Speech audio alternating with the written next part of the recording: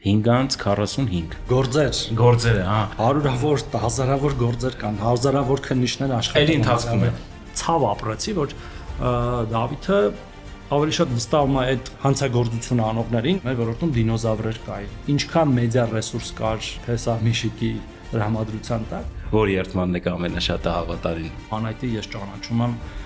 2005 թվից։ Վարչապետի հետ մրցակցում եք։ Բայց անիվս ու ես համարյա ջարդ ու խուրդ ենք եղել։ Բարի երեկո։ Այսօր մենք կփորձենք լինել առանց ֆիլտրի եւ ստանալ անկեղծ պատասխաններ աշխատանքի եւ սոցիալական հարցերի նախարար Արսեն Թորոսյանի հետ։ Բարև ձեզ, պարոն Թորոսյան, շնորհակալություն մեր հրավերը ընդունելու համար։ Պարոն Թորոսյան, մենք մեր հաղորդումը սկսում ենք, հաղորդման ժամանակ խոսում ենք անցյալից, ներկայից եւ նախասիրություններից։ Այսօր եւս կսկսենք անցյալից, բայց շատ հետաքրքիր մի հարցով։ Այսօր առավոտը սկսել եք սուրճով, վազելով, թե հեծանիվ քշելով։ Լողով 1.5 կիլոմետր այսօր, որտեվ ժամանակը չէր երեքում, որ 2 կիլոմետր լողայի, սովորաբար փորձում եմ 2 լողալ, հետո եկել եմ գործի ու հետո ձեր մոտ։ Պարոն Թորոսյան, հանրության մի մասը գիտի ձեր մասնագիտության ընտրության մասին, դուք սովորել եք Երևանի պետական բժշկական համալսարանում, սակայն ի տարբերություն մնացածի դուք հետագայում փոխել եք ձեր ուղղվածությունը կամ որդեգրել եք, դարձել եք առողջապահության կազմակերպիչ, ինչու որոշեցիք դառնալ առողջապահության կազմակերպիչ։ Շատ հետաքրքիր հարց է, ի տարբերություն մնացածի չի ասի, որովհետև կան էլի ինպես գործընկերներ կամ կուրսընկերներ, որոնք որոշել են կլինիկական բժիշկ չդառնալ, այլ դառնալ մասնագիտությամբ կառավարիչ, հա, ոլորտի։ Շատ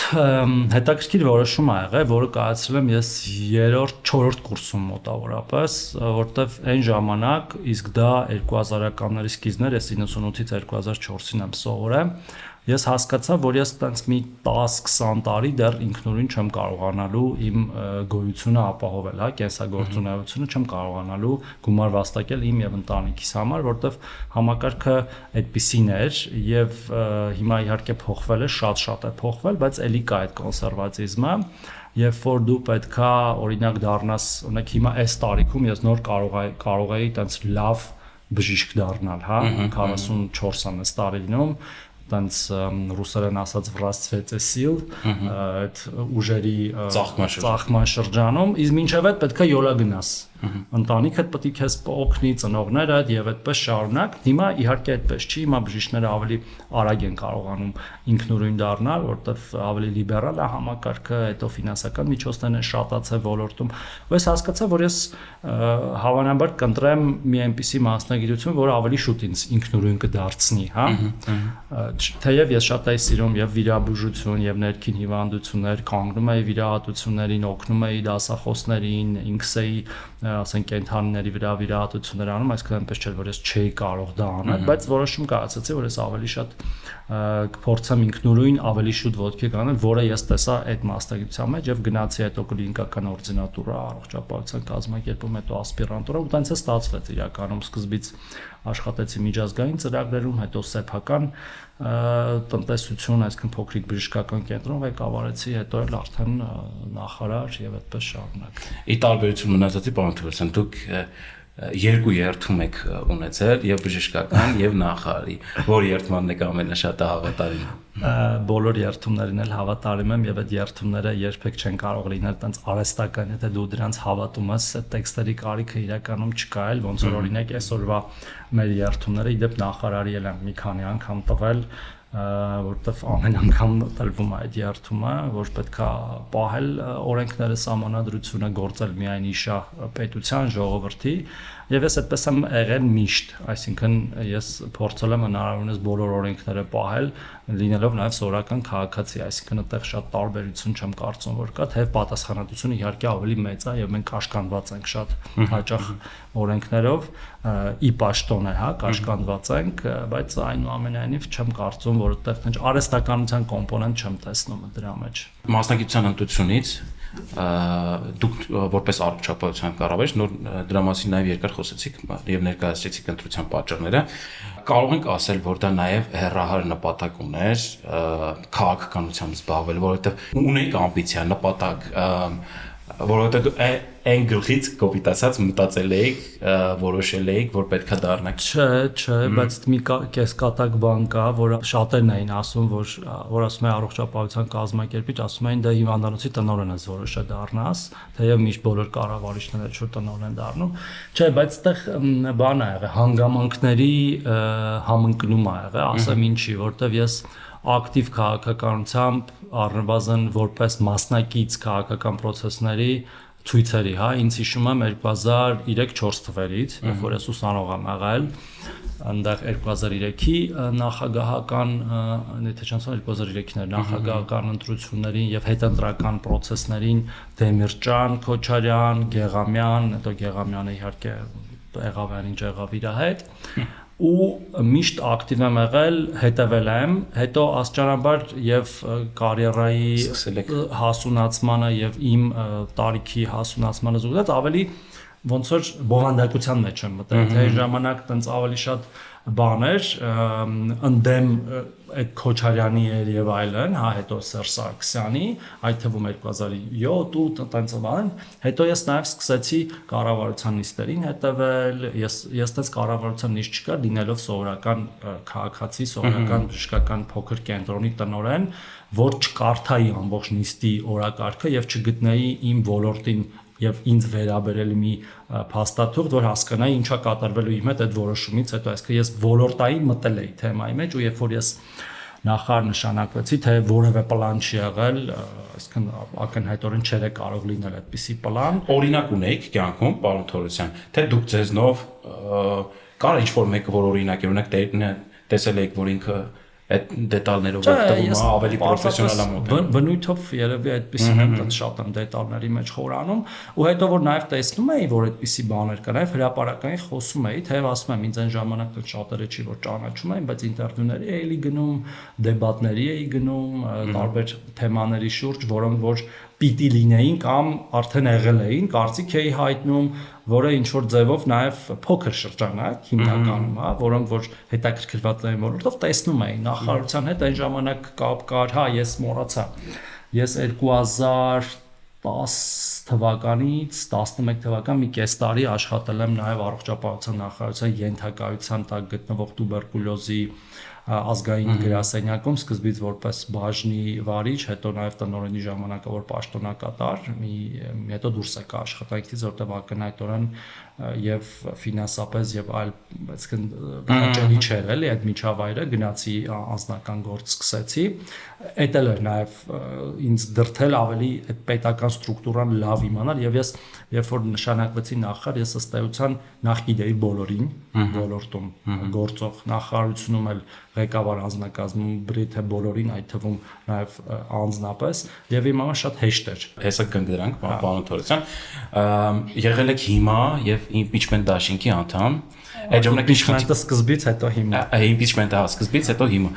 Ինչ խնդիր եք ուզում լուծել եւ ինչքանով կարեւոր եղավ այդ ձեր կյանքում այդ տեսակետը։ Այս մասի, այս իմ կյանքի այս հատվածի մասի շատ քիչ եմ ես խոսա, որովհետեւ պարզապես այդպես առիթ չեղա, ես այդպես չէի նստելու պատմեի, մի հատ պատմություն եմ ուզում եմ դեպքում պատմեմ, ես 2006-ի աշնանը ես այդ ժամանակ ըստ էության 24 տարեկան եմ, որտեղ 82 թիվ եմ, առաջարկ եմ ստանում իմ ընկերներից, որ լինելու է հանդիպում մի լրագրողի հետ, Համալսարանի Սև շենքի, այդ Աբովյանի վրայի շենքի լսարաններից մեկում, որտեղ խոսալու են երկրի ապագայի բանի մասին։ Ու պարզվում է, որ այդ լրագրողը Նիկոլ Փաշինյանն է։ Տենց մի 10-20 հոգով էինք, տենց խոսում ենք բան եւ այլն։ Այն ժամանակ impeachment դաշինք չէր կար, այլընտրանք նախաձեռնություն, որը հետագայում այդ կես տարվա ընթացքում վերածեց դաշինքի, որպիսի մասնակցի ընտրություններին, խորհրդարանական կարգախոսով ոչ ռոբոտացմանը, ոչ սերժանտացմանը, ոչ դոդացմանը, եթե չեմ սխալվում, ու ոնց հասկանում եմ մինչ օրս այդ արդիական է, այսօրվա քաղաքական բանում զարգացումների կոնտեքստում։ Եվ ես տենց բոլոր իրանց միջոցառումներին մասնակցելով այնտեղ պարզա Նիկոլ Փաշինյանը մենակ չէր, էլի քաղաքական գործիչներ կային, որոնց մի մասին տենց համակրում էինք, որոնց մի մասին այդքան էլ չէինք համակրում, բայց ոնց որ շարժիչ ուժը իմ համար ամեն դեպքում Նիկոլ Փաշինյանն էր։ Եվ ես 2027-ի էլի 2007-ի այս ժամանակներին հենց ընտրությունները այս ժամանակ էր էլի մայիս էր, հունիս էր, չեմ հիշում կոնկրետ վստահված անձ առաջի անգամ հետո մնացած բոլոր ընտրություններին հետո 2007-ից հետո հիշում եք եղավ 2008-ը Լևոն Տեր-Պետրոսյանի շարժումը նույնը մարտի 1-ը բան ուտես ցիկլերը սկսեց պտտվել բոլորին ակտիվ եք Գրեթե բոլորին բացառությամբ, երբ որ արդեն Լևոն Տեր-Պետրոսյանը, Գագիկ Ծառուկյան եւ այն մյուս ուժերի հետ սկսեց միանալ, դա ակնհայտորեն էլ արդեն հետաքրքիր չէր։ Քաղաքացիական պայմանագիր հետո հիման եղավ 2008-ից հետո ու էլի ակտիվ էի մոտ 1-2 տարի բայց հետո ինչ որ մի պահ մի քիչ հետ կանգնեցի որտեղ զբաղվում էի այդ իմ անձնական գործով որտեղ այդ 10-11 թվականներին այդ բժշկական կենտրոն էի բացում ԿՊ-ի հիմնադրմանը որպես հիմնադիր անդամ չեմ մասնակցել բայց միշտ շփում այդ հարցն է ուզում տալ բան Թորոսյան օրինակ մամուլում ասում էին որ դուք նո մամուլում չէ ընդհանրապես հարցադրում էր առաջանում որ 18-ի օգոստոսին եք դարձել քաղաքացիական պայմանագիր որտեղ կուսակցական ինչն էր խանգարում տեսեք ոչ իման չէր խանգարում եթե խանգարել մինչև հիմա չէի դառնայի ես նույնիսկ հակի անդամ չեմ եղել ես կն իրանց այդ process-ների մասնակցել եմ բայց որպես կուսակցության անդամ չեմ եղել համարել եմ որ տենց ավելի ազատ կլինեմ ակտիվիստ որպես հա եւ նաեւ իմ գործունեության մեջ կաշկանդվածությունը մի քիչ ավելի քիչ կլինի, բայց ամբողջությամբ համակրել եւ համախոհ եմ եղել ամբողջությամբ, էլի նույնն էլ ԿՊ-ի հիմնադրումից հետո եւ ասենք իմ բոլոր ընկերները գրեթե հիմայից, նո մեծ մասը կամ մի մասը ԿՊ-ի մեջ են եղել եւ նույնն էլ ես ասենք չգիտեմ, Հակոբ Արշակյան, Արայիկա Հարությունյան շատեր, Մակունցը շատերի հետ նույն տեղից են էլի սկսել Եղոյան Արմանը էլի շատերը ու հետո որ եղավ հեղափոխություն դա հեղափոխության ակտիվ մասնակցել եմ հատկապես մի փուլից երբ որ հասկացա որ ես չեմ կարող չմասնակցեմ որտեղ ինձ կներեմ ու դեռ պարզ չէր որ լինելու է էլի այդ ամենը որ եթե ոչ հիմա ապա երբ էլի մոտավորապես բայց մինչև այդ եղած սաղ process-ները էլեկտրիկ Երևան, բանտես բաներ իհարկե մասնակցել ենք, այսինքն տենց ցույց չկար, որ ես չմասնակցեի էլեկտրոէներգիաներ, տրանսպորտի թանկացումն էր, բան ամեն ինչ դեմեմը նույն կൂട്ടակայինի, որ այն ժամանակ դեմ էինք, տենց չի եղել որևէ պրոտեստ, որին ես մաս չկազմեմ։ Հետո եկավ արդեն որ նշանակվեցի, դա արդեն ոնց որ դիմումը գրեցի մտա էլի։ Պարոն Թորոսյան, հեղափոխությունից հետո մեծ մասամբ նշանակումներում գործիչներն անփորձ էին, բայց ձեր դեպքում կարելի ասել դուք այդքան էլ անփորձ չեք եւ դա ձեր համար մասնագիտական մարտահրավեր է։ Ես չէի ասի, որ ես տենց խորը փորձառու եմ, նախարար բարձա չէի եղել եւ երկրի կառավարության անդամ չի եղել ու տենց շատ չէի տարբերի ինձ ու իմ գործընկերներին, բայց միգուցե ոլորտից դե իրանք էլ իրանց ոլորտներից են գործընկերները, այնպես չի, հիմա օրինակ էլի կարող անուններ տամ, վստահ եմ իրանք էլ են տեղեկեղ իրանց ոլորտներից, չէի շատ տարանջատի, ես պարզապես թեմայի մեջ եմ եղել մասնագիտական շատ երկար ժամանակ, իսկ քաղաքականապես մենք բոլորս նույն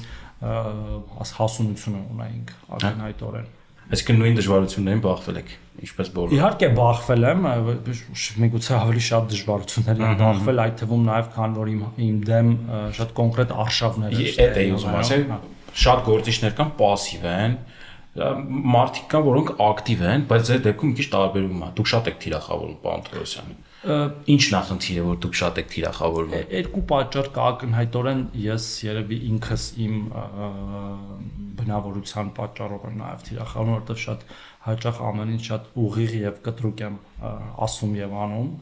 որտեղ նաև բացատրություն կա ինչի եմ տենց անում, որտեղ համարում եմ որ մեզ տրված ժամանակը ամեն դեպքում սահմանափակ է եւ մենք չենք կարող հավերժ սենց ինչ որ գնանք, որտի հաճախ շատ ուղիղ գնանք, թեև էս էլ է կարեւոր, որ հանկարծ քամին քեզ չտապալի, հա։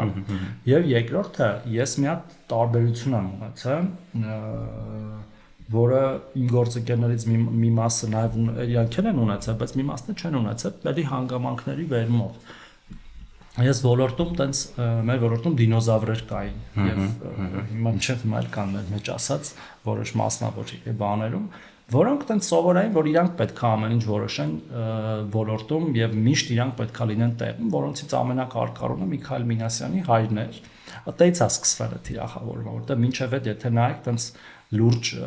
ոչ մի բան չկար։ Հենց ես իրան հանեցի աշխատանքից, ես պիտի հանեի իրան աշխատանքից, թեև ես իրան փորձել եմ նաեւ սրա մասն շատ չեմ խոսացել, շատ հանգիստ ասել, այդքան տարի աշխատել ես 25 թե 30 տարի եղել ես ոլորտում, տնօրեն բան, գնա հանգստացի էլի, մեծ մարդ ես կամ մեծ էլ եթե չես, գնա ուրիշ գործով զբաղվի, փոխվել է երկիրը։ Չի կարող, դու չես կարող մնաս էլի։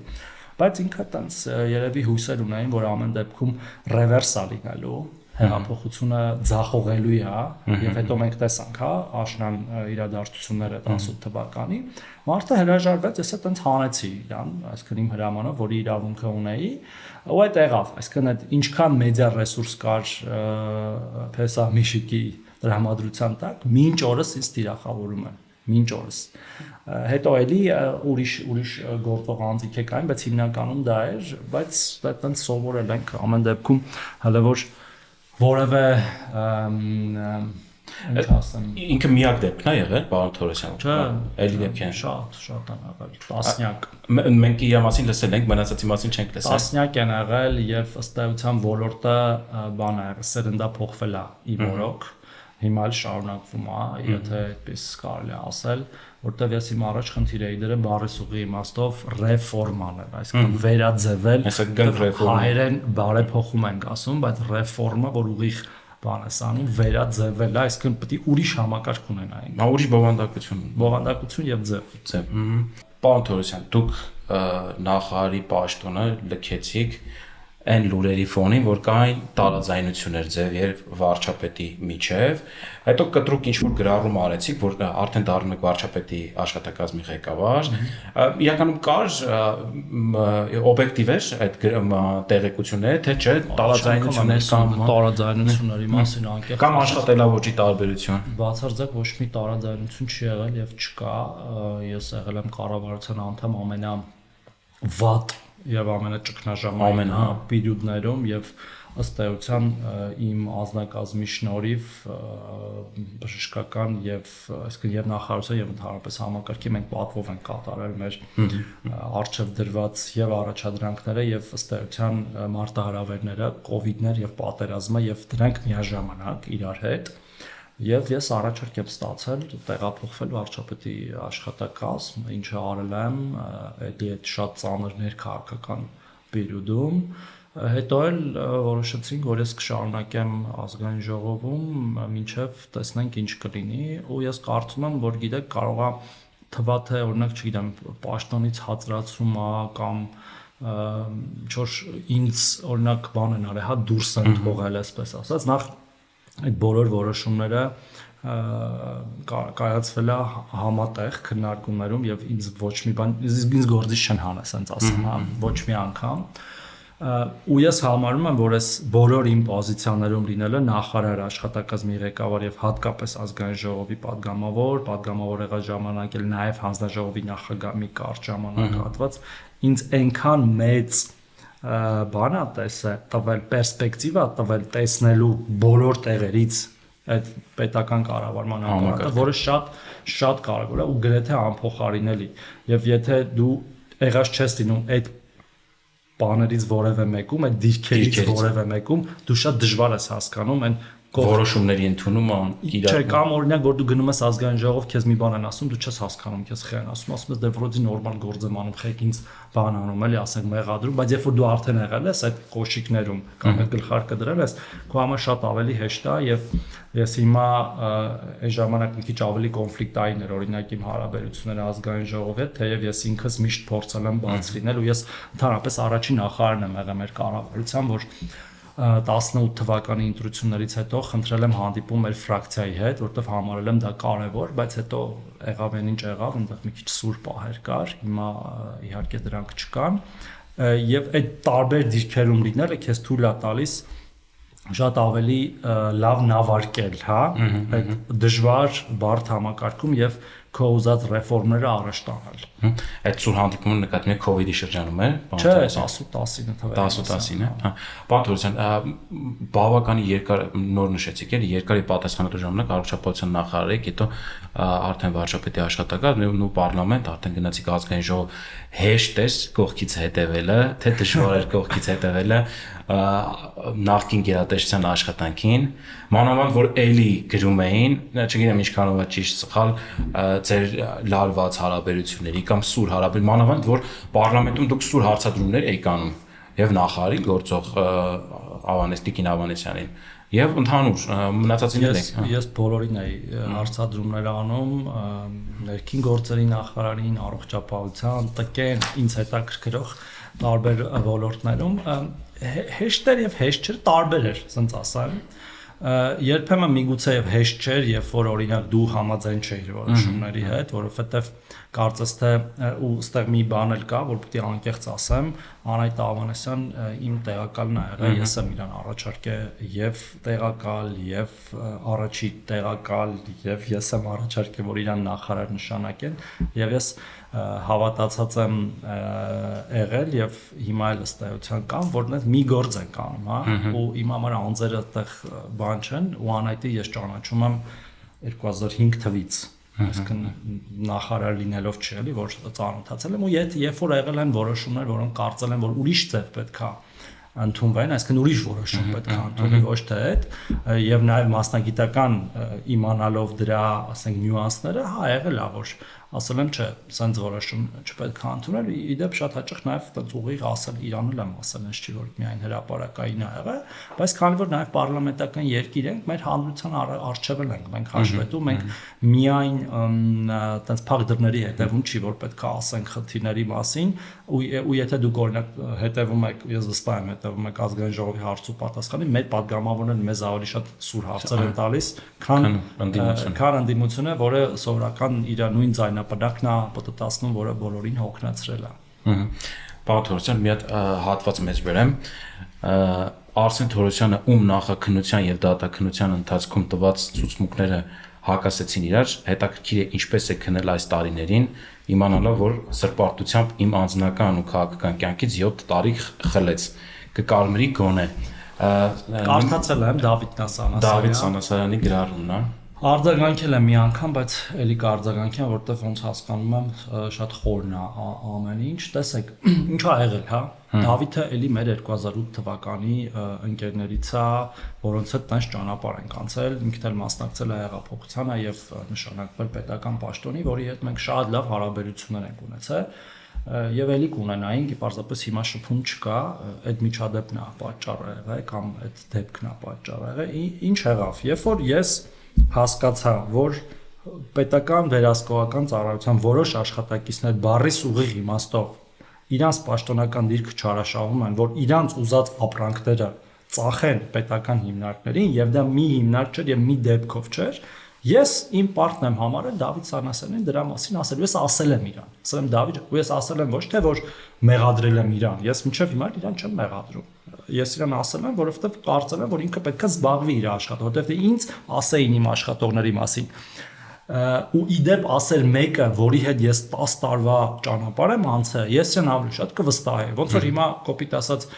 քո քաղաքական գործընկերը մեկ այլ նախարար, քեզ ասի գիտես քո նախարարությունից էս խնդրեմ կա, դու ասես չէ, որովհետև այդ նախարարության աշխատողին այտենց անվերապահորեն վստահում ես, բայց իրեն ճանաչում ես մի ամիս է։ Հասկանում եք, նշանակվել ես ինքը եղել է կամ նոր ես բերել ինչ որ մեկը խորհրդատվել։ Ու ես այդտեղ տենց ցավ ապրեցի, որ Դավիթը ավելի շատ վստահում է այդ ըստ էության հանցագործություն անողներին ու իդեպ իրանք արդարացվել են, իրանց գործը կարճվել է այդ մարդկանց այդ տղեկի։ Ոչ արդարացման հիմքով վաղեմության ժամկետը անցել է, իրանք ասել են հա օքեյ, համաձայն են կարճեք մեր գործերը։ Չեն արդարացվել իրանք։ Առաջին ատյանով էր դա։ Չէ, այն մարդիկ, ոչ Դավիթը, մա Դավիթին կանդրադառնում, իրանք չեն արդարացվել։ Իրանց մեղքը ըստ էության իրանք ընդունել են։ Ադյանի մասին այո, Ադյանները։ Եվ ընդ մի հոգել կար Գևորգ էր, ինչ էր անունը, չեմ հիշում։ որի պարզվեց, որ ասենք մտել են ահաբեկել են մեր թոքաբանության ազգային կենտրոնի տնօրինությանը, որ ինչ որ ռենտգեն սարքի մաս իրանք ծախեն տենդերի ժամանակ, այս հեմոդիալիզի թեմաների մեջ են մտել եւ այլն։ Եվ ես տեսնելով, որ էլ ճար չկա, հա, մոտավորապես այդ ամեն ինչը չի կասեցվում, պարզապես դրա մասին հաղորդում եմ ներկայացրել կամ դատախազությունը կամ ԱԱԾ չեմ հիշում, բայց ԱԱԾ-ի քննչականն է բանը։ ԱԱԾ-ն է, որտեղ Արթուր Վանեցյանի անունն էր։ Հա, չէ, նկատի եմ կարող է դատախազությունը ուղարկել, կարող ԱԱԾ-ն ուղարկել, չեմ հիշում, բայց նախաքննությունը ԱԱԾ-ն է։ Հետո ԱԱԾ-ն է որոշը, որ Դավիթին էլ պետք է արարք մեղսագրվի, ինչին ես առնչություն ուղիղ չեմ ունեցել։ Ես մինչև հիմա չեմ մտածել, որ Դավիթը այդտեղ բան է ունեցել, դերակատարում է ունեցել որպես բան նրանք փող են աշխատում, իրան փող են տալիս կամ ինքը ասել է հա պրոբլեմ չկա, դու ձեր բիզնեսը առաջ տվեք։ Չէ, պարզապես այդ մարդը սխալ մարդկանց է հավատացել։ Սխալ մարդը իսկ թե իրան ինչի են մեղադրանք առաջացել, դա իմ գործը չի, հասկանում եք։ Եվ իմ ոչ մի ցուցմունք իրար չի հակասել։ Ես ասել եմ այն ինչ որ եղել է, ԱԱԾ-ն որոշել է, որ այդտեղ բան կա, ԱԱԾ-ի քննչականը, հիմա դե չունեն այն ժամանակ ունեին, որ այդտեղ տարեր կա հանցագործության, որին ես գնահատական կարամ տամ, կարամ չտամ, բայց ես ճիշտ մարդ չեմ, որ գնահատական տամ։ Ես դատարանում եմ ասել այն ամեն ինչ, որ ես հավատում եմ, որ Դավիթը ոչ մի ժողովրդական լեզվով ասած քյար չունի, օգուտ չունի այդ ամեն ինչից։ Պարզապես Դավիթը հավատացել է մարդկանց, որոնց չպետք է հավատար, ի տարբերություն, ասենք, մյուս ճիշտ դեպքերի, որ պետք է հավատար ինձ, երբ որ ասում եմ Դավիթ ջան, քո աշխատողները կոնկրետ բան են անում, չարաշահում են իրաց պաշտոնական դիրքը իրանց իս սեփական օգուտի համար, ասում էր չէ, ես այս ոլորտում հեսա սենց ու գնացել դա ներկայացնում եմ որպես այդ ոլորտում բան մաքրություն անելու, տենց ինչ որ բան մաքրելու եմ այդ ոլորտը, այդտեղ սենց ինչ որ շահեր կան, բաներ կան, որտեղ ընդհանրապես ասենք կար հեմոդիալիզի ապարատ, որտեղ մասեր կային, այդ մասերը պետք է լինեին շատ որակյալ, որտեղ ասենք հիմա որ պետք է բացատրեն, էլի։ Մարդու արյունը դուրս է գալիս մարդու մեջից, հասկանում եք, երակի մեջից։ Գնում մտնում է մի հատ սարք, այդ սարքում մաքրվում է այն ամեն ինչ, ինչ որ երիկամները պետք է մաքրեն, որովհետև չեն աշխատում երիկամ։ Ու հետո նորից գալիս է այդ արյունը մտնում է մարդու մեջ, հասկանում եք, ինչ նուրբ բան է։ Դեղել չի, էլի, որ խմում ես ստամոքսով պրոստը ներծծվում քայքայում, արյունը դուրս է գալի մտնում է մեջը։ Ու հնարավորինս տեխնիկական բնութագրերը հենց էին գրում հիվանդանոցները, հիմա ես անգից չեմ հիշում, որ դա լինի ամենավորակյալը։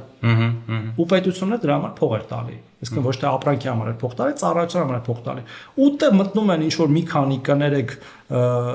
շարլատան, անհասկանալի մարդ, ասում են գրավոր նամակ են գրում տնօրենին, ասում են պիտի փոխես բանը,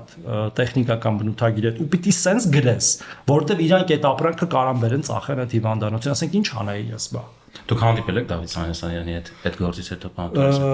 Հարուցվելուց հետո չեմ հանդիպել, բայց մինչև այդ ասեցի բազմիցս խոսացել եմ ու ասել եմ, սենց բան է տեղի ունենում, պետքա դադարացնել այս ամեն ինչը, չի կարելի սա բան անել։ Իսկ կոնսենսուսի հավատում եք, կհանդիպեք այս ընթացքում կամ։ Ես դեմ չեմ հանդիպելուն, բայց ինքը պետք է հավատա, որ ես այն ինչ որ ասում եմ ճիշտ է, որովհետև այդ ամեն ինչը իրոք տենց է, ինքը կարծում է, որ ես ինչ որ իր դեմ կոնկրետ բան եմ ունեցել Արթուր Վանեցյանի դրդմամբ կամ համոզմամբ կամ ճնշմամբ, դες մեն չի եղել։ Ես նախ ոչ մեկ չէր կարող, որ ճնշող ըլներ Արթուր Վանեցյանը, հետո այդ օրին չէր արժանանա, էլի։ Այդ թվում այդ իր ազատման մեջ ես ներդրում եմ ունեցել։ Արթուր Վանեցյանը։ Իհարկե, հոց ամեն ինչ չեն պատմելու։ Պարոն Թորոսյան, COVID-ի գործը կա թե չկա, մեկ էլ ուզում էի ասել, որ ինչ որ ընթացքում գործեր, հա, հարյուրավոր, հազարավոր գործեր կան, հազարավոր քննիչներ աշխատում։ Էլի ընթացքում է։ Խափար չեմ ճիշտ ասած։ Իսկ ինչ որ պահի ոչ մեկին հետաքրքիր չի, օրինակ դատեր կան, ոչ մի լրատվամիջ չի գնում։ Թեման քնավ արդեն։ Չէ, որովհետև բոլորը գիտեն, որ գործ կա, բայց այդ գործի ժամանակ գնաս մի հատ դատական նիստ լուսաբանես, կպարզես, որ գործ չկա։ Կա ինչ որ մի հատ process 500 վկայով, որ տենց կարող է մի 10 տարի տևի, էլի։ Դուք իրավապահ համակարգիչել եք դժգոհ։ Մի ժամանակ շատ խիստ եք քննադատում, հիմա էլ տենց խիստ չեք քննադատում։ Քննադատումը, այսինքն ինչ որ ես ասել եմ ուժի մեջ է, ոչ մի բան չի փոխվել, ու ասենք անդադար նույն բանը կրկնելու իմաստ չկա, եւ այդ ամեն ինչը ազդում է իրականում, ես չի որ չի ազդել, եւ մենք ունեցել ենք կադրային փոփոխություններ եւ ունեցել ենք տենց մոտեցումներ, օրենսդրության փոփոխություններ, ես միշտ ասել եմ, որ պետքա պատասխանատվության ենթարկվեն մարդիկ, որոնք որ մեղք գործել են եւ այն նրանք ով չեն գործել չպետք է ենթարկվեն շատ པարզ բան է ու բոլորը դրա շուրջ հաստատ կա կոնսենսուս Պարոն Թորոսյան, մենք անցնենք մեր երկրորդ հատվածի նախասիրություններին։ Դուք հանրային կերպար լինելով հանդերձ, նաև շատ ակտիվ եք ձեր նախասիրությունները ցույց տալով, կարող ենք ասել ամենաակտիվներից մեկը, ու դա շատ ողջունելի է, մանավանդ առողջ ապրելակերպի տեսակետից։ Սպասում չեմ որ ողջունելի, նույնիսկ քննադատում եմ ես դրա համար։ Կարող քննադատեմ, բայց ապագայի համար գոնե սերունդների համար կարող օրինակ լինի։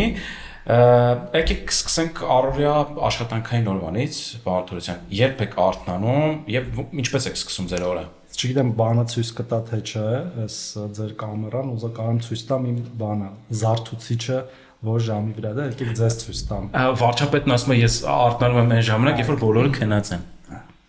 5:45, հա 5:45 եմ զարթնում աշխատանքային օրերին ու ձմեռը 6-ին, հիմա որ լույս շուտ է ուսանում 7-ին սովորաբար լինում եմ մարզասրահում, երբ որ ցուրտ է, հիմա ցուրտ է, դեռ 3 աստիճան է առավոտները, կամ լողում եմ մոտ մի ժամ, ու այսօր լողացել եմ 44 րոպե մոտավորապես, 1500 մետր, կամ բան, ուժային վարժություններ եմ անում, հետո երբ որ տաքանում է, վազք,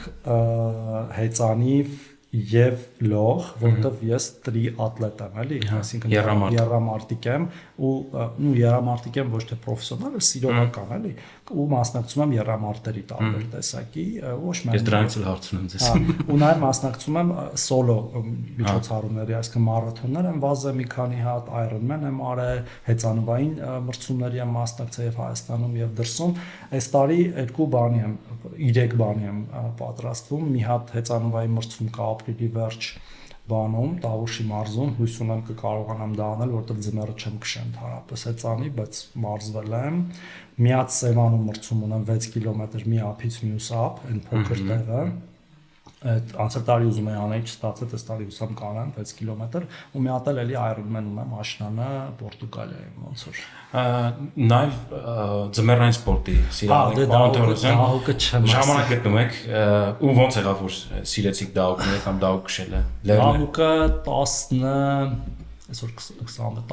13 տարի առաջ եմ սկսել դահուկը ու 2-3 դաս վերցնելուց հետո հասկացա, որ այդ իմնա գնացի մի անգամից ամեն ինչ առա,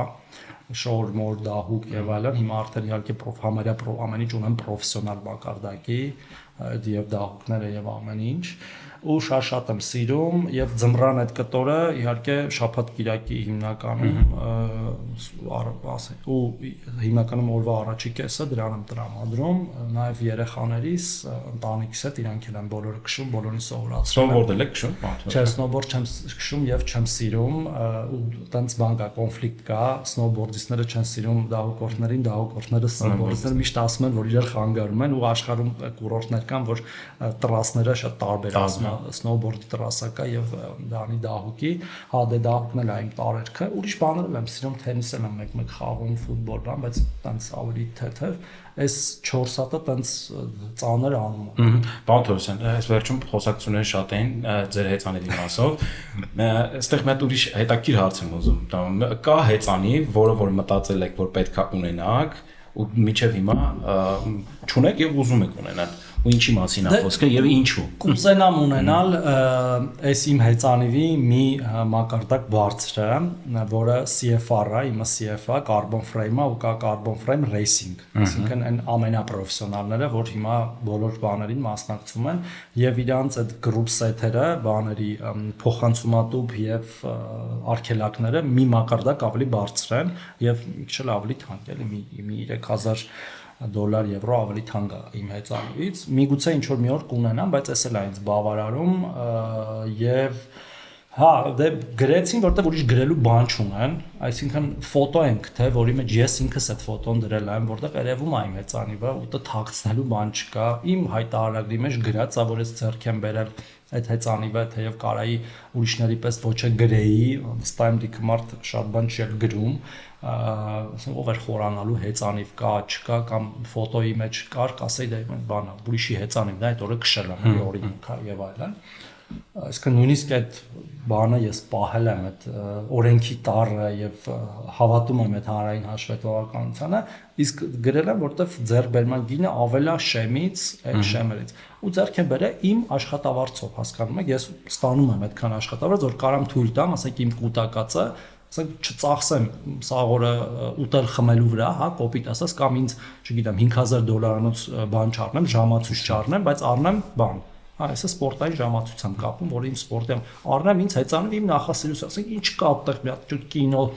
սարքելու չեմ պատկերացնում, պրոստը իրանց ուղեղում նախ չի տեղավորվում, որ կարա լինի այդ գնի հեծանիվ եւ այդ գինը այդպես միջին գին է, էլի, այդ լավ հեծանիվների համար, եւ իրանց ուղեղում չի տեղավորվում, որ կարա նախարարը կամ падգամավորը իրան թույլ տա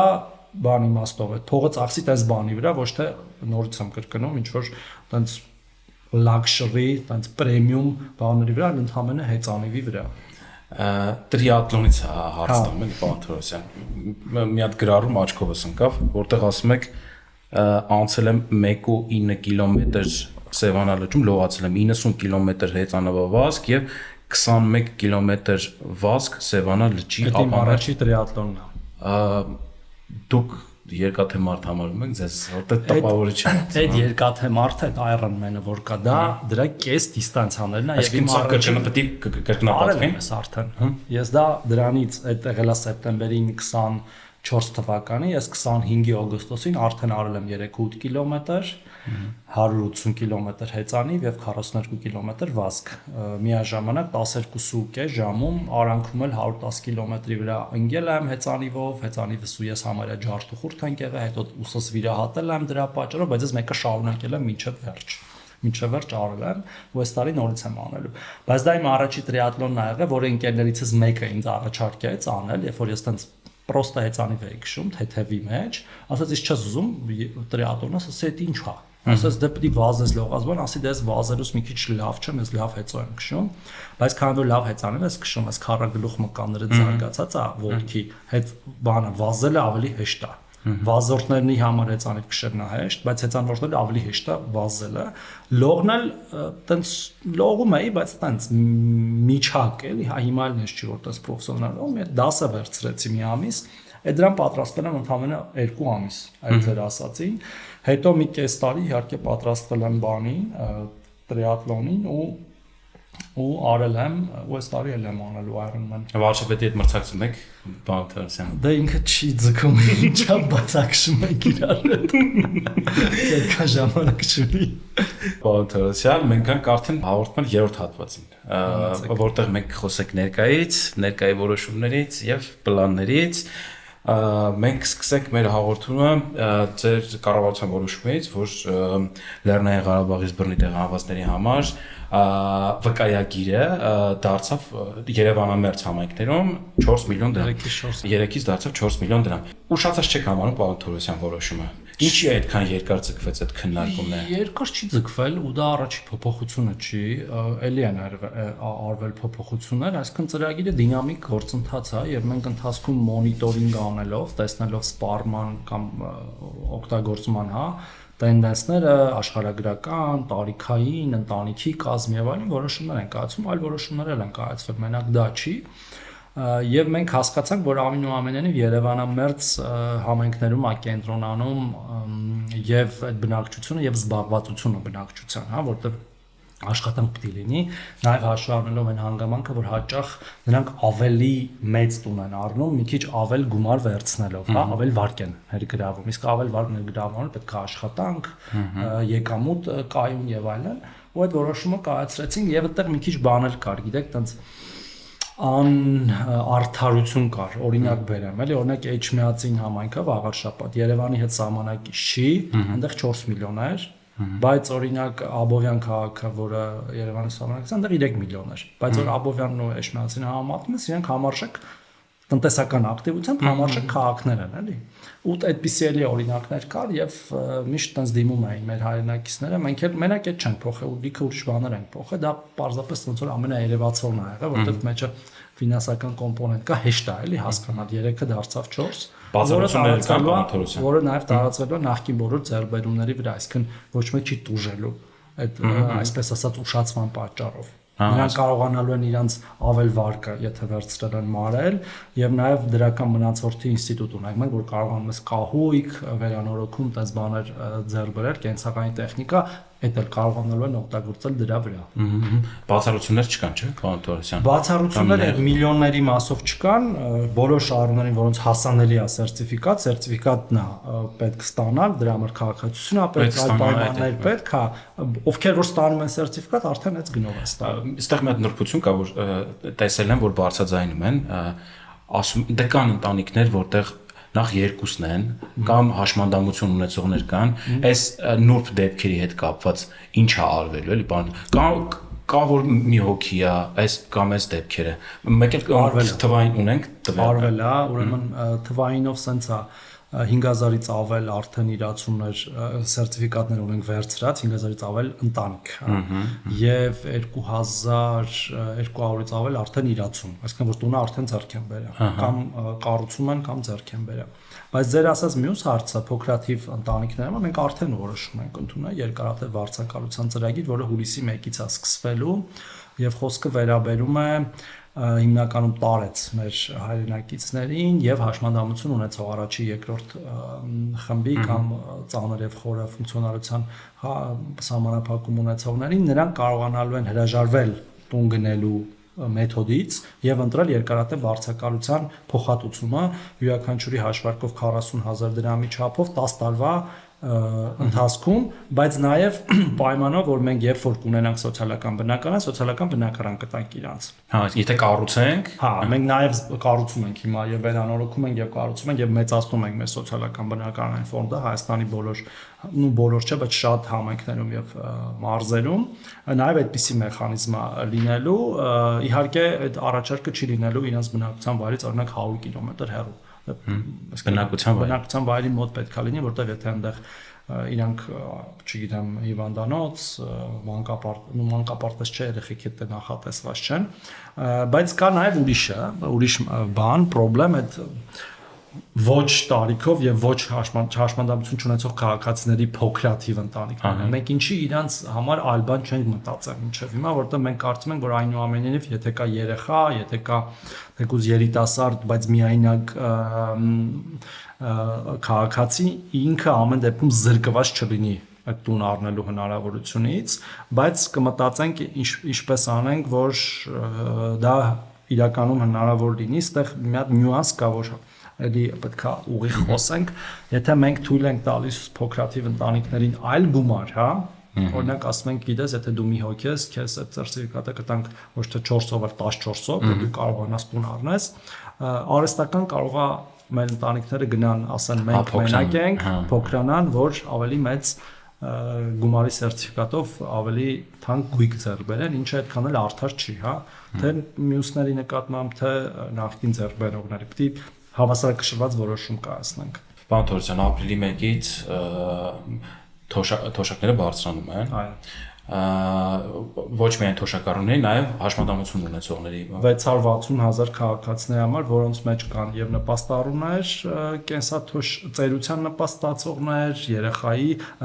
կերակրող կորցնելու նպաստացողներ, հաշմանդամության նպաստացողներ եւ կենսաթոշակառուներ։ Հետաքրքիր է ոնց է որոշվել էլի, որ պետքա շեմը այդքան լինի, օրինակ 10000 դրամ բարձրանա։ Մեր հաշվարկը ինչ տրամաբան։ Երկու բանով, նախ նվազագույն սպառողական զամբյուղին հասնելու տրամաբանության 61700 է, վերջի երամսակով, այս երամսակին նոր պետք է հրապարակվի, առաջի երամսակին է։ Եվ նաև իհարկե ֆիսկալ հնարավորություններով մենք հասկացել ենք, որ կարող ենք մեզ թույլ տալ այդ 10000-ը ավելացնել եւ եւս 10000-ը, եթե հիշում եք, թույլ ենք տվել հետվճարով ավելանալ եւ մենք ունենք միջին հետվճարի չափ արդեն մոտ 7500, այսինքն 17500 աստեղության ավելացումը ու քանի որ մեր հաղորդումը ապրիլի 1-ին է նկարվում հիմա թե ուրիշ օրացույց տալ հենց այսօր արդեն բարձրացված չափով մեր 100,000-ավոր քաղաքացիներ ստացել են իրենց կենսաթոշակները եւ իմ ասած նպաստները։ Շատ լավ։ Պարոն Թորոսյան, նաև անցնում ենք անկախիկ տարբերակին, բայց այդտեղ միջև հիմա մնում է այն նուրբ տեղը, որ շատ մարդիկ ասում են, որ տեղեր կա հասանելի չի, իրանց նկատի ունեն բանկոմատներ, եւ տերմինալներ։ Մենք չենք խրախուսում, որ բանկոմատից որևէ քաղաքացի կանխիկ ասի, թեև դա իր իրավունքն է, ոչ մեկ իրան չի զրկելու, այդ էլ եկեք ֆիքսենք, մենք ասում ենք, որ գնա առևտուր արա անկանխիկ եւ բոլոր առևտրի կետերը պարտավոր են ունենալ post-terminal, եթե չունեն եւ հրաժարվում են կամ տալ, մեզ տվեք անունը, մենք այդ հարցը կլուծենք։ Եվ մենք տեսնում ենք, որ դա աշխատում է, մենք հիմա ասում ենք չկա, բայց վերջի իմ տվյալներով 440,000 հոգի արդեն հետ վճարաստանում, այդ մեր 660,000 կենսաթոշակառու նպաստառուներից դեկտեմբերի դրությամբ 50,000-ներ ընդամենը կանխիկ, մնացած բոլորը անկանխիկ էին, 660,000-ից 660,000-ից 50-ներ կանխիկ դեկտեմբերին։ Հիմա մինչև մեր այսպես ասած պարտադրանքը մտցնելը մի 5-10,000 էր մնացել, որ կանխիկ էին ստանում, իսկ այսօրվա դրությամբ 100-ներ, որ դեռ չենք հասցրել անկանխիկի փոխանցենք, որտեղ օրինակ չենք գտել, տանը չի եղել, երկրից բացակա եղել, այդպես պատճառներով, ու մենք բոլորը առաքել ենք ըստ էության, որոշ ասում եմ բանով բացառությունները, որ հնարավոր չի եղել այդ քաղաքացուն գտնել կամ իդենտիֆիկացնել, մնացած բոլորը անկանխիկ են ստացել նույնիսկ մինչև այդ։ Մի ժամանակ խնդիր էր պետպատվերով տեղերը, պարոն Թորոսյան, ունենալը, հաճախ ավելացնում էր նախարարությունը։ Մենք ունենք առողջապահության անընդհանուր ապահովագրություն, որը մեծացրել է բավականին բյուջեն, ունենք թոշակների բարձրացում, հաշվարկվել է այս ամբողջը բյուջեի վրա։ Մտահոգություններ կան, որ կարող է չի հաշվարկվել կամ հետագայում շատ լավ հաշվարկվել է եւ առողջության ապահովագրության ներդրման նախ ես ինքս եմ մասնակցել այդ ամեն ինչին եւ ազգային ժողովից եւ հետո այստեղ կառավարությունում այդ ավելացումը հաշվարկվել է 65+ մեր քաղաքացիների համար եւ մնացած բոլոր քաղաքացիների, հաշմանդամների, անապահովների եւ այլն, ու մենք նաեւ հետեւելով այդ գործընթացին մոտակա 2 ամիսների ընթացքում հունվար եւ փետրվար հասկանալով, որ մեր հաշվարկները ճշգրիտ են ու եւ չունենք շատ մեծ ռիսկեր գերազանցելու այդ պոտենցիալ ծախսերը, նաեւ դրա շնորհիվ ենք կարողացել կայացնել կենսաթոշակները բարձրացնելու որոշումը։ Եվ ըստ էության հիմա այդ մեր 100,000-ավոր քաղաքացիների համար այնպիսի մեծ բարելավում է սոցիալական, որտեղ առողջապահությունն էլ է սոցիալական, ոլորտ, սոցիալական ոլորտում, որ ըստ էության նրանք երբևէ միանվագ չեն զգացել։ Երբևէ Հայաստանի անկախ պատմության ընթացքում, այո, եղել են խմբեր, որ ունեցել են պետպատվեր, մի քիչ լավ, մի քիչ վատ, մենք լավացրել ենք, մեծացրել ենք, բայց այսպիսի ընդլայնում եւ քաղաքացիների խմբի եւ մատուցվող ծառայությունների եւ իրենց կողմից կանխիկ կամ անկանխիկ ստացող կենսաթոշակ նպաստների պարզապես երբևէ չի եղել։ Նաև այս նույն քանի որ այս թեմայի մեջ ենք, նույն լոգիկայով բարձրացվում է նաև նախարարության աշխատողների աշխատավարձը 30%, դուք ասում եք բյուջետային խնայողությունների, հա, ճիշտ եմ հասկացա։ Էֆեկտիվ կառավարման։ Էֆեկտիվ կառավարման։ Այո, մենք դե ամեն տարի բյուջեի բարձրացում ունենք իհարկե, այդ բանի ինֆլյացիայի չափով եւ այլն, բայց ես նաեւ երբ որ նշանակվեցի նախարար ու հասկանալով որ շատ ցածր են մեր աշխատավարձերը եւ այս բարձրացումը այնպես չի որ ամբողջությամբ լուծելու է հարցը եւ մենք պետք է զբաղվենք նաեւ համահարթեցմամբ շուկայական կամ ոլորտին համապատասխան աշխատավարձներ, հա, սա։ Միջնացված կաթիվ, պարոն Թորոսյան։ Դժվար է ասել միջնացած, որտեղ շատ տարբեր, ասենք կան, չգիտեմ, խնամող անձնակազմ, կա մի քիչ ավելի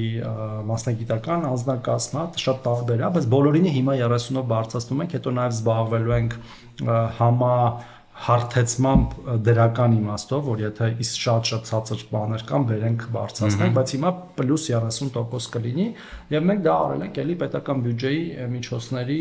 մեր ոլորտին տրամադրվող միջոցների եւ էֆեկտիվ կառավարման եւ բարձրացման հաշվին, որտեվ երբ որ մենք տեսնում ենք այդ մեր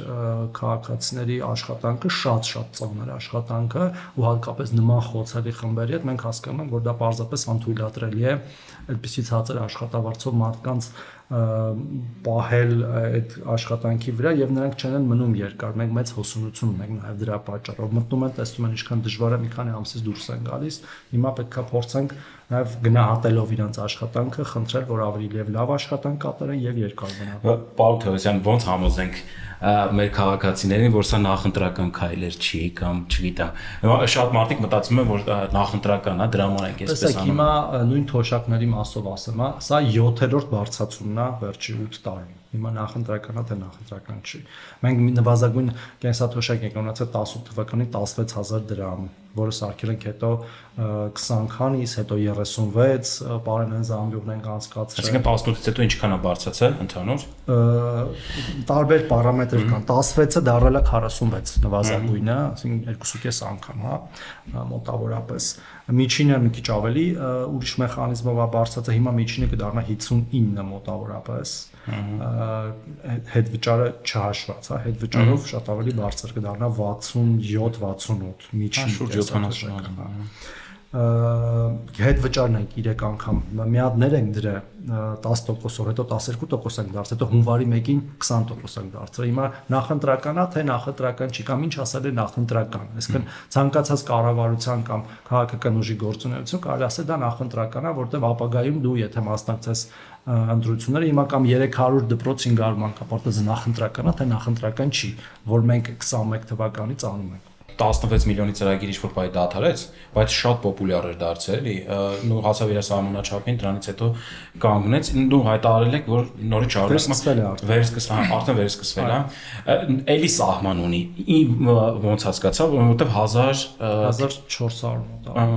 նախ մի հատ կներկայացնեք որ համայնքներում է դա լինելու եւ արդյոք հույս կա որ սա կլինի շարունակական ծրագիր էլի տեսեք հավանաբար կլինի շարունակական ծրագիր բայց կլինեն իհարկե միշտ կրիտերիաներ եւ սա չի կարելի դիտարկել որպես պարզապես տուն սարքելու ծրագիր ցանկացած մեկի համար ով չունի տուն կամ ուզում է տուն ունենալ այնուամենայնիվ դա այն ունի որոշակի տրամաբանություն համայնքների ցանկը հրապարակված է հիմա ամբողջությամբ չեմ կարող թվարկել նախ որտեվ շատ է հետո անգիշ չեմ հիշում 3 կտորով ենք վերաբացել առաջի կտորը դա այն քաղաքացիներն են որոնք չեն կարողացել նախկինում օգտվել, բայց արդեն ունեն շինթույլտվություն եւ հողամաս, մեր ասած ժամկետային սահմանափակումների մեջ, որտեղ եթե դրանից դուրս է, ապա չեն կարող։ Երկրորդը դա նոր քվոտաներ են այն համայնքներում, որտեղ հարաբերականորեն ավելի քիչ է կառուցվել տուն։ Մենք ունենք համայնքներ, որ 220, 250 տուն են կառուցել, հա։ Համեմատած իրանց նախկին տների թվի հետ արդեն շատ այլ, այսինքն նոր գյուղ են ըստեյության կառուցել կամ նոր քաղաքաց, բայց կան համայնքներ քիչ են կառուցել, այդտեղ թույլ ենք տալուս ավելի շատ կառուցել, արդեն կապ չունի հողը, երբ ձեռք կբերեն եւ այլն, բայց այնտեղ պայմաններ կան անչափած երեխայի կամ ընտանիքների կնոջ եւ ամուսնու գումարը, ամուսինների տարիքային գումարը ոչ ավել քան 75 տարեկան եւ երրորդ կոմպոնենտ դպրոցների, նորակառույց դպրոցների ով պայմանավորված այն համայնքներում որտեղ որ կառուցվել կամ կառուցվում են դպրոցներ որտեղ կան թափուր աշակերտների տեղեր այսինքն դպրոցը մեծ են կառուցել բայց այդքան աշակերտ չկա իմաստը այն է որ այդտեղ նոր տուն կառուցվի նոր ընտանիք տեղափոխվի ապրելու եւ այդ երեխաները գնան այդ դպրոց սովորելու այստեղ մի հատ նուրբ գիծ կար որ մարդիկ կան օրինակ այդ համայնքներում չեն ապրում, բայց ուզում են այդ համայնքներում ապրել, բայց այնտեղ կետ կար, եթե չեմ սխալվում, գոնե 7 կամ 8 տարի այդ համայնքում ապրել պարտավորություն է ենթարկվում։ Հիմա նոր քվոտաների համար դրել ենք 1 տարվա հաշվառման պահանջ ամուսիններից որևէ մեկի եւ դա արել ենք մեր այդ համայնքի բնակավայրերի բնակիչների խնդրանքով, որտեվ նրանք էլ ասում են, որ մենք ստեղ չենք կարողանում օգտվել, քվոտաները սպառվում են, բայց դրսից մարդիկ գալիս տունը կառուցում են, թեև դա վատ չէ, ու ես այդ լոկալ շովինիզմը չեմ ընդունում, էլի, որ եթե այս գյուղից չես, ուրեմն չես կարող, այս գյուղում տուն կառուցել, կամ եթե քաղաքից ես կամ Երևանից ես չես կարող, բայց այնուամենայնիվ այդ սահմանափակումը դրել ենք, այսինքն նոր քվոտայի վրա միայն այդ մոտ 700 տան մասին է խոսքը պետքա պարտադիր այդ համայնքում վերջի 1 տարվա գրանցում ունենա ամուսիններից որևէ մեկը ու մենք ընթացքում էլի կդիտարկենք ծրագիրը եւ կհասկանանք ինչպես առաջ գնալ,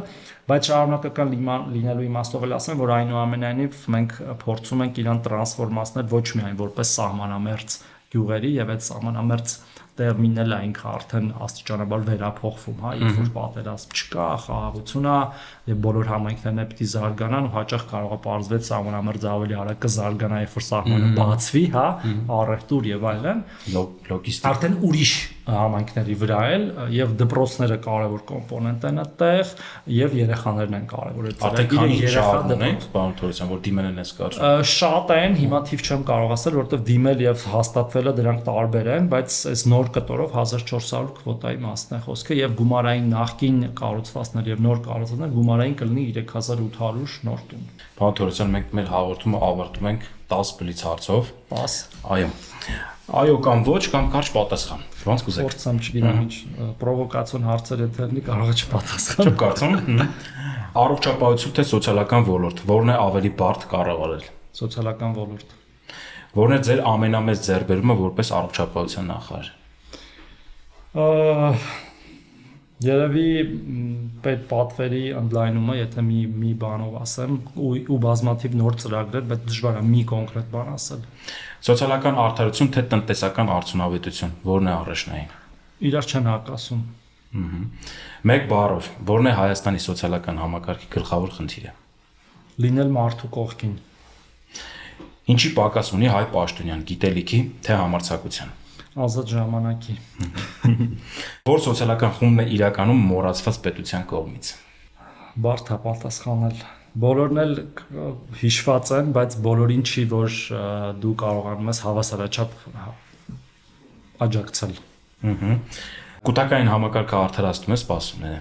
37-5 երևա։ Ինձ թվում է այո։ Որ ոլորտում է ամենամեծ աշխատուժի պակասը։ Չեմ կարող պատասխանել, բայց ակնհայտորեն այն կա, որտեղ դրսից է լրացվում հաճախ։ Ամենածանր որոշումը, որ կայացրել եք համավարակի օրերին։ Շատ են եղել դժվար առանձնացնել մեկը, դժվար առանձնացնել։